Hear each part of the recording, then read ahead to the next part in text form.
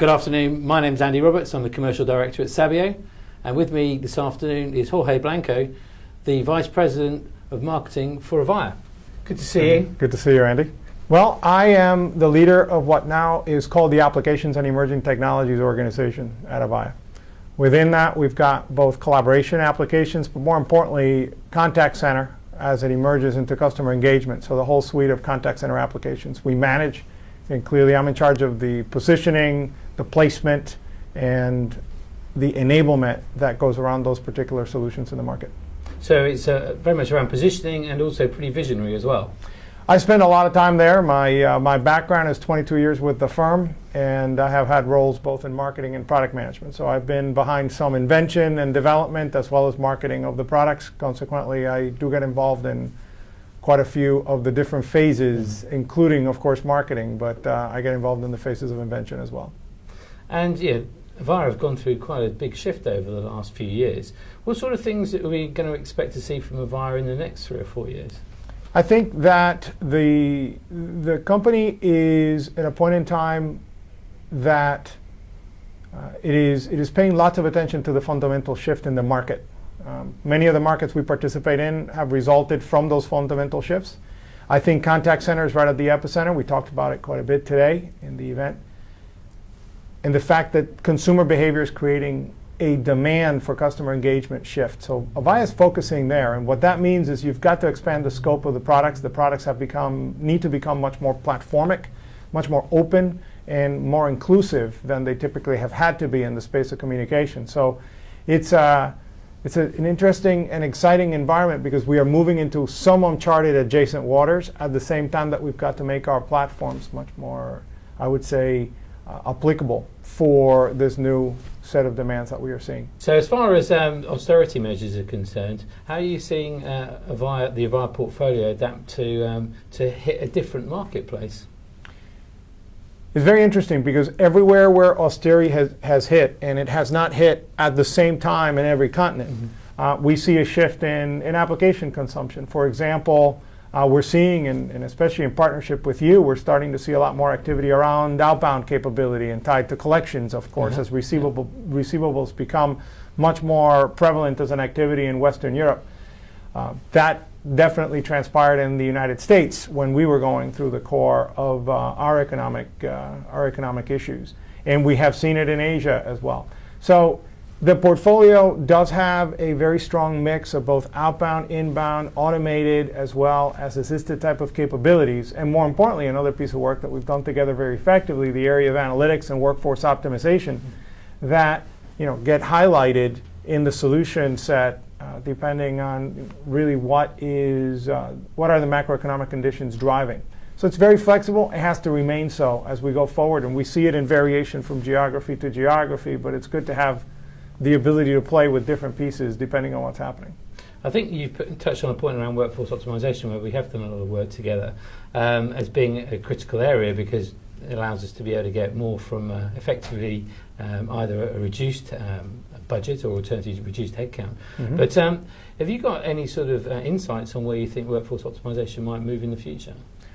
We invested directly in bringing workforce optimization into the portfolio because we are firm believers in the fact that aggressive introduction of analytics and analytics subroutines into the portfolio are going to be critical. We look at analytics as a source of triggers of work and workflow across what is today contact center and will grow to customer engagement. Consequently, workforce optimization, speech analytics, customer feedback management, quality monitoring, everything that is happening in that space in combination with a performance portfolio is an absolute goldmine of triggers for clients to reduce time to transaction, time to value, and that's why it's playing such a key role.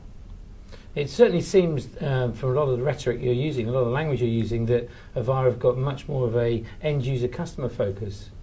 Would you think that would be? Oh, absolutely. At this point, the way I describe it to people is very simple. There's a fundamental shift in consumer behavior, and I think Ken presented quite a bit of that today, and it was very effective. But once you absorb that data and you accept the fact that that shift has indeed happened or is happening, you've got to change. You've got two options. You either opt in or you opt out. It's really that binary. And if you opt in, that means that you have to remain very focused on what is the customer's customer doing, and then do the best job you can with of course, companies like Sabio to enable that client to take advantage of those opportunities and the shifts that they're going to have to go through. So yes, the focus is completely there. And if it isn't, we probably would not be in as good a shape as we believe we are at the moment. And where do you see the opportunity for organizations like Sabio? Partners are absolutely critical to the success that we're going to have. But when you say partners, it can't be, it's not a general statement. Partners that have specialty in system integration, specialty in process integration, specialty in workflow, specialty in analytics and workforce optimization, combined with, of course, core communication capability, are unique combinations that we're looking for. We need partners like Sabio that are focusing on the need and the shift of what the customer is going to need to do, and that in many cases are going to challenge us to improve the level of enablement that we've got to deliver. So the days of having really a value-added reseller that the value add was primarily racking and stacking a communication system are over. I mean, those are still necessary in certain segments of the marketplace, but in order to move into the space, partners like Sabio have begun to demonstrate how the partner of the future looks and behaves, if you will. And that's why it's so critical. I mean, I think we take everything that Sabio tells us incredibly seriously because we know has been well thought out. We know that it is directly linked to what we are seeing in the form of engagement. And then we need to, if we don't translate it to the level of enablement we've got to deliver, we do that at our own peril. And I think that's very critical.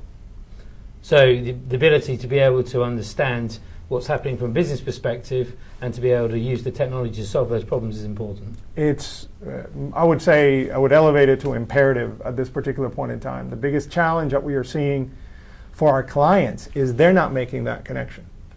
Consequently, if Avaya and a company like Sabio can walk in to broker not only the discovery of the business problem, but then the translation of that business problem and then bring together those organizations, I think we can add more value than our joint solutions will ever deliver for that organization because they'll be more ready to tackle these emerging issues, which quite honestly do not come with a set recipe. You know, we're building it pretty much per case.